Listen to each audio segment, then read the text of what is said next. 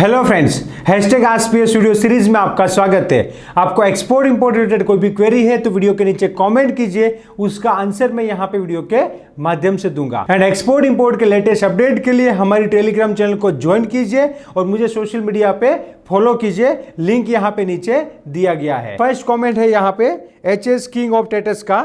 Sir, Europe तक का एक 17 टन कंट्रे का ट्रांसपोर्ट कॉस्ट क्या है विदाउट ड्यूटी? तो यहां पे मैं आपको बता दूं, यूरोप में भी कौन सी कंट्री में आपको एक्सपोर्ट करना है, जर्मनी में करना है, नीदरलैंड में करना है, तो कहां पे करना है उसके हिसाब से जो है आपको ट्रांसपोर्टेशन लगेगा। मैं आपको अप्रोक्सीमेटली बता रहा हूं कि 5 लाख टू 7 लाख रुपीज लग सकता है, डिपेंड ऑन जो है आपको फ्रेट कितना मिलता है। तो अराउंड मतलब अभी के प्राइस के हिसाब से मैं आपको बताऊं तो 5 lakh to 7 lakh rupees transportation cost आपको लगेगा। मतलब आपकी फैक्ट्री से जर्मनी के सपोज हैम्बर्ग पोर्ट तक का कॉस्टिंग इतना आपको लग सकता है। नेक्स्ट कमेंट है गोहिल सिद्धराज जी का। ड्राई कोकोनट के गुजरात में सप्लायर कहां मिल सकते हैं? तो यहां पे मैं आपको बता दूं, ड्राई कोकोनट के इतने सप्लायर आपको गुजरात में नहीं मिलेंगे। कोकोनट जो इतने गुजरात में नहीं होते हैं, महुआ हो गया, दीव हो गया, वहां पे थोड़ी कोकोनट का जो है ट्रीज है, इतना सप्लाई आपको नहीं मिलेगा। तो गुजरात में जो है ड्राई कोकोनट मिलना, ज्यादा बल्क क्वांटिटी में मिलना मुश्किल है। तो आप जो है साउथ इंडिया के अंदर जो है कोकोनट के सप्लायर फाइंड कर सकते हो। नेक्स्ट क्वेश्चन है the independent guy. Tea export business idea please. We have many tea garden and factory in our surrounding areas.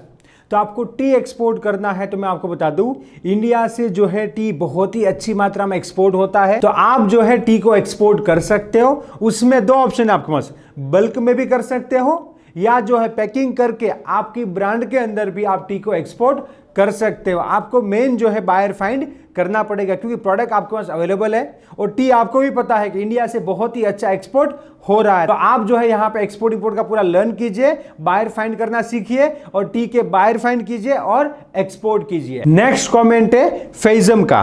Dear son, one of my buyer has paid full advance payment to me and he has appointed an agent by sea who will pick up goods from अस।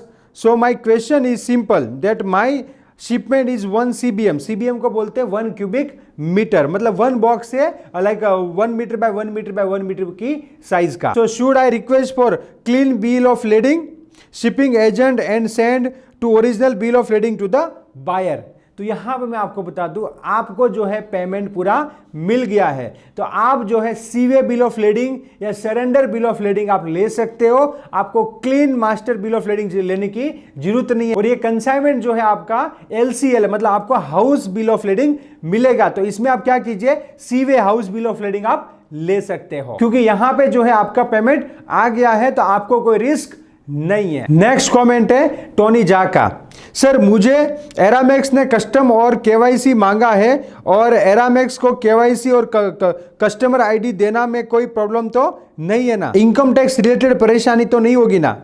तो कोई problem नहीं है। एरामेक्स जो है एक courier company है, उसको आपको KYC देना रहेगा। आपका IC, आपका GST, आपका आधार कार्ड, कंपनी का पान कार्ड, जो भी डॉक्यूमेंट वो लोग मांगते हैं वो आपको KYC कंपनी को देना रहेगा। उसमें इतना कोई प्रॉब्लम नहीं होता। मैं आपको बता दूं, KYC आपको जहां पे भी मांगे जाए वहां पे आपको देना रहता है। जनरली क्या देना रहता है, company registration certificate, IEC, GST, RCMC अगर मांगते हैं तो RCMC, Aadhaar card and PAN card, इतना डॉक्यूमेंट जो जनरली KYC के अंदर मांगे जाते हैं। नेक्स्ट कमेंट है मिस्टर विकास का। सर, CSA की रिस्पॉन्सिबिलिटी के बारे में बताइए सर, कुछ गलती हो गई तो उनसे। यस, तो यहां पे मैं आपको बता दूं, देखिए CHA का काम क्या है, आपका जो कार्गो है उसका कस्टम क्लियरेंस करना। तो CHA जो है ना बहुत ही होशियार है। वो क्या करते हैं, आपसे इनवॉइस पैकिंग लिस्ट लेते, उसके बाद आपका शिपिंग बिल फाइल करते हैं आइस गेट के ऊपर, कस्टम के अंदर आपका शिपिंग बिल फाइल किया जाता है। और शिपिंग बिल का जो है 99%, मतलब 100% नहीं करते CHA, फिर भी आपको बता दूं कि 99% CHA क्या करते हैं, आपको जो है शिपिंग बिल का ड्राफ्ट कॉपी दिखाएंगे कि सर ये शिपिंग बिल का ड्राफ्ट कॉपी है, आप एक बार चेक कर लीजिए। उसमें आपको क्या चेक करना है, उसमें क्वांटिटी, उसमें वेट, उसमें कितना लाइक जो बॉक्सेस है, कितनी पैलेट्स है, जो भी आपका प्रोडक्ट है वो पूरा आपको वहां पे चेक करना है। जो आपने इनवॉइस में लिखा है वही जो है शिपिंग बिल में होना चाहिए। Port of loading, port of discharge, आपका जीएसटी नंबर, आपका आईसी नंबर और सप्लायर की कोई भी डिटेल मेंशन करनी है। अगर आपने एलयूटी में काम किया है तो सप्लायर की कोई डिटेल मेंशन करनी है तो वो भी सारी चीज आपको देखनी रहेगी। उसके बाद जो है CHA final shipping bill file करता है। तो आपने एक बार अप्रूवल दे दिया, उसके बाद सीएचए ने क्या किया, शिपिंग बिल फाइल कर दिया। अब उसमें कोई गलती आई तो अल्टीमेटली वो आपकी गलती है। तो सीएचए जनरली गलती नहीं करते हैं, और सीएचए कुछ गलती करते भी है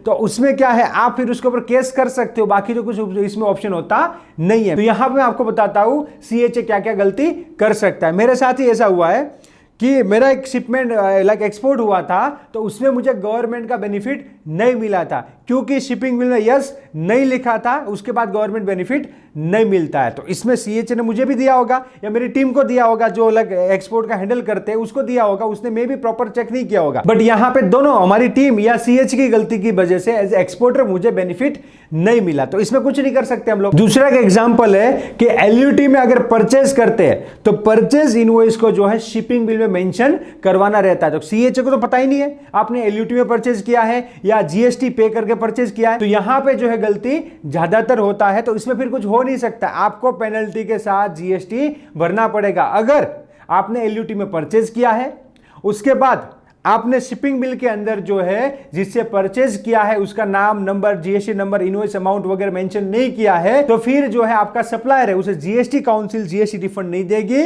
और वो फिर आपको बोलेगा कि मुझे जीएसटी रिफंड नहीं मिल रहा है, तो पेनल्टी के साथ आपको देना पड़ेगा। तो be careful, export import business करना है ना तो पूरा नॉलेज लेके कीजिएगा। यहां पर मैं आपको बताऊं 2020 में मैंने कुछ गुड्स परचेज किया था एक सप्लायर से एलयूटी में और उसको मैंने एक्सपोर्ट कर दिया था।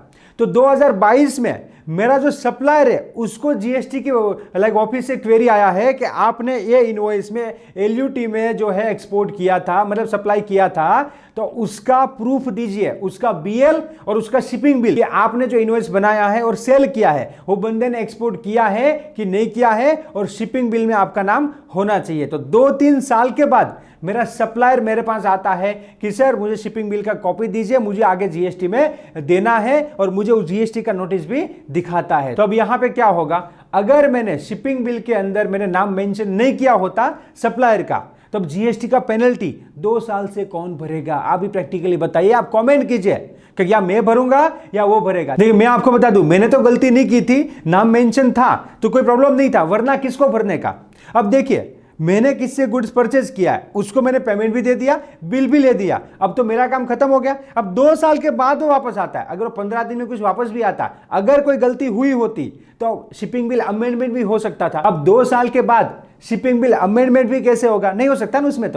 तो फिर अब ये जो है गलती का भुगतान कौन करेगा?